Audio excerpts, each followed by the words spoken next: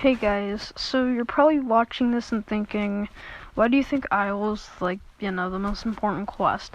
Well, simply, it's just because of how many mechanics it has introduced in the game. As an example, it introduced guarding as well as throwing things at other enemies. I believe no other quest has actually done that aside from Crimson with the bottles and I guess Golden Trophy if you count the pots. So one of the first things that I want to go over aside from just guarding and stuff is probably the weapons. Now, I think the weapon variety in this game is really good. Like, it has guns. Technically the blunderbuss, but that was before Crescendo came out. So it has, your average guns, your swords, and your bottles, or I guess your throwables. And basically, you can use your throwables to throw things at enemies. You use the torch and basically any other melee weapon to guard / strike. And then you can use the guns to get a better way to kill your enemies.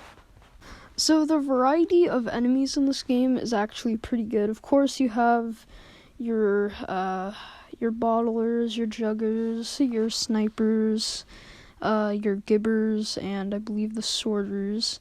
All these guys are pretty, good at their job. Like, as an example, the sorters, you have to guard, or I guess parry, their attacks before you can actually hit them.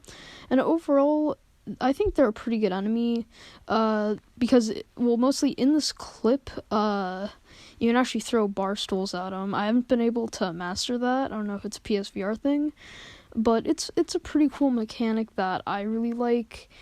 But I kind of want to talk about,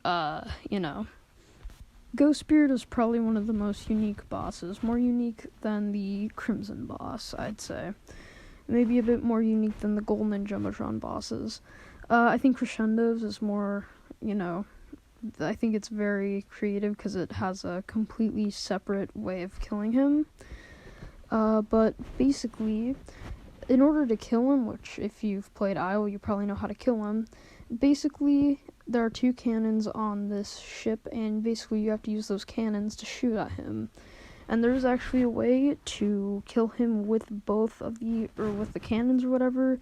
He goes on the right, then the left, then in the center. And he's a pretty good boss because he also shoots cannons, and for newer players playing the game, he's pretty hard. If you can trace his movements, he's pretty easy, but, Now, the stages in this quest, in my opinion, are also pretty creative. Now, most of them are either just inside or beach, or average beach,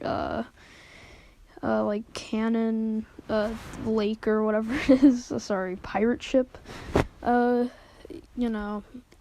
kind of those. I think probably the most creative would have to be the dark room one, where basically you're in the sort of dark cave, and you have to have a torch and lead your party with it.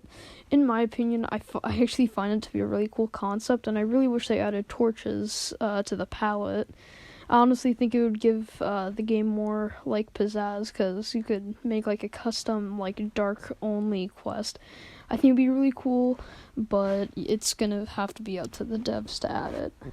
So next, let's talk about the items that you get when you finally defeat Ghost Spirit. Now, a lot of people say that the S rank is the best, but I want to talk about stuff like the Scallywag sets and a lot of the other stuff.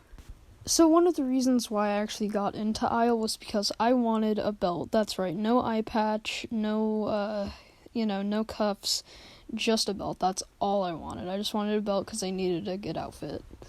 Or I guess I needed it for an outfit. And in case you didn't know this, before an update that came out in 2021, you couldn't actually get any belts, normal ones, aside from the paintball belts or whatever. So basically, I was kind of screwed unless I played Isle. And here we are today. So I actually got carried by someone because I had to play on mobile, of course.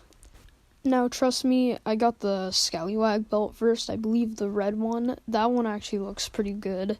Although I do like the Pirate Captain ones a bit more. I like that they're kind of like off. Like they're kind of like off a little bit. It looks pretty nice, especially with the huge belt buckle. The S rank one does actually look pretty nice, and it's one that I actually wear a lot. But I kind of want to rant on about the basic belts that they came out with. Because, see, here's the thing. The Isle belts will always hold a special place in my heart, unlike the basic belts. It's because basic belts actually take up a cape slot instead of a belt slot. So you know what that means. You can have double belts, which sounds really weird, but I've done it in a couple outfits, and it looks really weird. But trust me, bro, I don't like them because they take up a cape slot. Like, what does this thing think it is? A cape? Like a bow tie? And honestly, it's why I think the basic belts are, like, okay items. Like, I believe they look a bit better than the Scallywag belts. Just, I don't know, they don't really fit the vibe because they're not actually belts, they're capes. Yeah.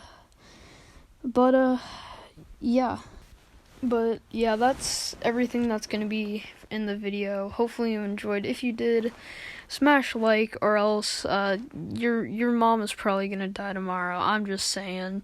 You don't want to risk it, so make sure to press the sub button. And if you're already subscribed, cool, you got the epic cool kid badge of honor. So yeah, do all that stuff, and I'll see you in the next video. I'm out. Peace. Make sure to subscribe for absolutely nothing.